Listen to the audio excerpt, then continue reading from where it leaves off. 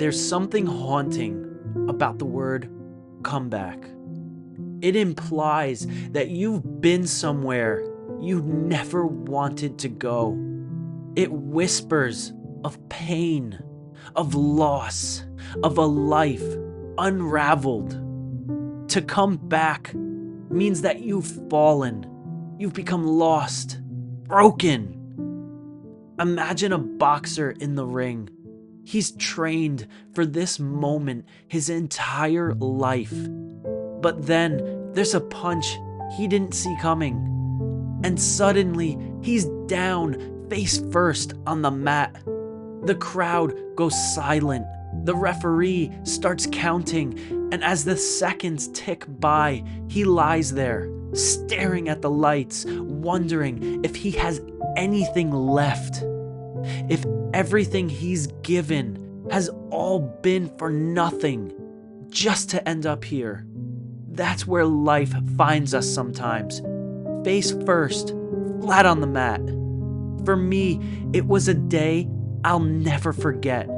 The world kept moving, but I couldn't. I was stuck. The weight of every failure, every wrong turn, every betrayal wore me down until it felt like the ground was no longer beneath me, providing support or foundation. No, it was consuming me, crumbling right under my feet, threatening to let me fall into the darkness. I remember sitting in a room that didn't feel like mine anymore. Everything was untouched, frozen in time, yet the air was heavy with memories of what I'd lost, the echoes of laughter, the warmth of dreams I once had. They mocked me. I no longer recognized the person I had become. Eyes hollow, shoulders slumped, a ghost of who I used to be. How did it come to this? Where did the person who dared to dream go? How could I have fallen so far? See, the thing about being in the darkness is that you're utterly alone. There's no one to answer these questions for you. This darkness, it isn't just a place, it's a thief. It steals your hope, your identity, and sometimes even your will to keep going. And when you're there, the world feels completely quiet, as if everything and everyone have abandoned you. But here's the thing about being at your lowest. It forces you to choose. Choose to stay down and get kicked again and again. Or choose to rise above it all. Prove to the world that you have what it takes. You have what it takes to overcome everything and anything that tried to bury you. And rising, it won't come easy. It starts with a flicker, barely visible, like the first ray of sunlight after a storm. But it's there. It's always been there, waiting for you to reach for it. The boxer doesn't get up because the crowd cheers. He gets up because somewhere deep inside, he remembers why he stepped into the ring in the first place. For me, the comeback began with a single step, not a leap, not a sprint, just one single step. I cleaned the room I had let fall into disarray. I looked in the mirror and forced myself to say, not yet. I still have fight brewing deep inside my soul. And you?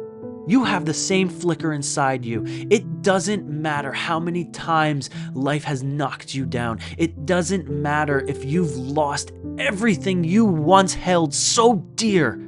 What matters is that you're still here, still breathing, still clawing your way up, still fighting. Because comebacks aren't born in moments of triumph. They're forged in the fire of your darkest days.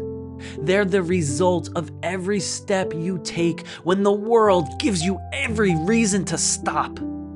Think of a seed buried in the soil, suffocating in the darkness.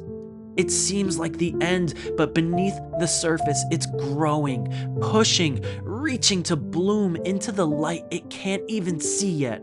That's where you are right now, growing, even in the dark, reaching for the day you emerge triumphant, The day you conquer that darkness.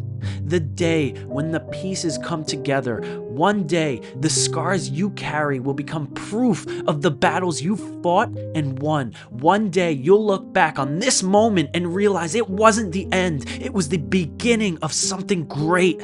So rise, not for the crowd, not for the world, but for yourself. Because no matter how broken you feel, no matter how lost you are, there's still a fighter in you. And fighters, they don't stay down. So get up. This is your fight, your story, your comeback.